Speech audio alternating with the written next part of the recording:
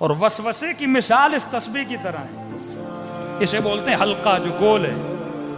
वो क्या करते हैं, आपके जहन में वसवसा लाता है, एक वसवसा दूर किया, दूसरा दूर किया, तीसरा दूर किया, चौथा, और इस रस्सी को नीचे से बांध देते हैं। आप घूमते रहोगे, वसवसा कभी खत्म होगा ही नहीं। हल्का बना देता है। अब इस हल्के शैतान से इंसान को वो कैसे निकलेगा? एक बच्चा था, कहने लगा मौलाना मेरी माँ ने हमारा जीना हराम कर दिया। क्या किया आपकी अम्मी ने? स्कूल से आते हैं, कॉलेज से आते हैं, फौरन दरवाजे पे खड़ा कर देती है, तेरा पाँव नजस है, पता नहीं तेरा क्या नजस है, जल्दी जाओ। ये नहीं कि पाँव धो के आओ, नहा कर। तो दिन में 4-5 मरतबा नहाने के लिए भेजती है, क्योंकि वसवसा है। वुजू करती है तो 10 मरतबा हाथ को धोती रहती है। दीन ने का 2 मरतबा तो 2 मरतबा। जितने वसवसे आते हैं फेंक दो उनको।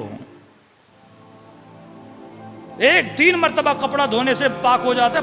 अब छोड़ दो, वसवसों को छोड़ दो। सख्ती से मासूम ने मना किया है। मौला का साहबी नमाज पढ़ रहा था, नाक से खून का कतरा गिरा, जमीन पे गिरा। अब उसके जहन में शुरू हुआ, जमीन पे क्या होगा, जमीन के नीचे क्या होगा, नीचे से पांव को लगा होगा। इमाम ने कहा तुझे किसने कहा था तू इतना सोचे? जाहिर पे इक्तफा कर। वसवसों में जितना चलता जाएगा वो उतना तुझे अंदर घेरता जाएगा। यहां तक मोमिना ने कहा कि मौलाना मैं जहनी मरीज हो गई हूं।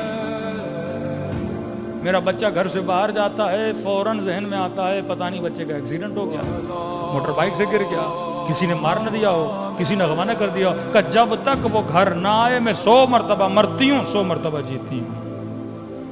सुकून इंसान को तबाह कर देता है अगर अक्ल इंसान पे हाकिम हो।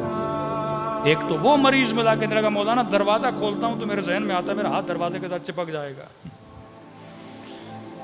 और फिर सोचता हूं हाथ न लगाऊं, क्या करूं। अब जहन का कमाल क्या है? जहन जब कोई चीज सोचता है तो उसके एंड तक जाता है। मसलन आप ये सोचोगे मैं अगर एयरपोर्ट पे जा रहा हूं और जहाज पे न पहुंच पाऊं तो जहन नतीजा बताता है। नहीं पहुंचोगे, जहाज उड़ जाएगा, जब उड़ जाएगा टिकट के पैसे ज़ाया हो जाएंगे, ये होगा वो होगा, इतनी ज़हमतें। अब ये सारा स्ट्रेस आता है। आप पहुंच भी जाते हो लेकिन वो आपको ऐसा दिखाता है आप पहुंचे भी नहीं हो, जहाज निकल गया है।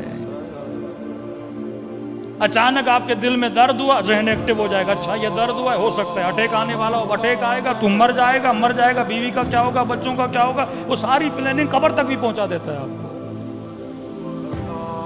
इतने वसवसे आपके जहन में लाता है। तवक्कुल का मतलब है खुद को रहा करो, किसकी तरफ? अल्लाह की तरफ। खुद को आजाद करो, किसकी तरफ? अल्लाह की तरफ। अब हमारे उस्ताद अखलाक थे, यही मसाइल थे। उन्होंने कहा भाई इसका एक ही हल है कि जिस चीज से, अमीरुल मोमिनीन का एक जुमला है, फरमाया जिस चीज से डरो उसके अंदर खुद को फेंक दो, डर ही खत्म हो जाएगा। स्विमिंग पूल में मसलन बंदा जाने से डर रहा है, पता भी है पानी कमर तक है, कूदूंगा मरूंगा नहीं, लेकिन वसवसा वहम कहता नहीं जाओगे तो मर जाओगे। अब मौला फरमाते कहता है ना मर जाओगे तो जाके देखो आखिर मरते हो कि नहीं। कैलकुलेशन तो तुमने अक्ल से कर ली ना कि पानी छोटा है, जाऊंगा नहीं मरूंगा। जब कैलकुलेशन कर लिए तो डर कैसा, उसके अंदर कूद जाओ। उस माँ को का तुम्हें बुरा ना लगे, लेकिन ये हल है अमीरुल मोमिनीन का। शैतान क्या कह रहा है? बच्चा मर जाएगा। बोलो अल्लाह की अमानत है, मर गया तो मर गया। जब तुम डर खत्म करोगी उस दिन के बाद कभी वहम और वसवसा नहीं आएगा।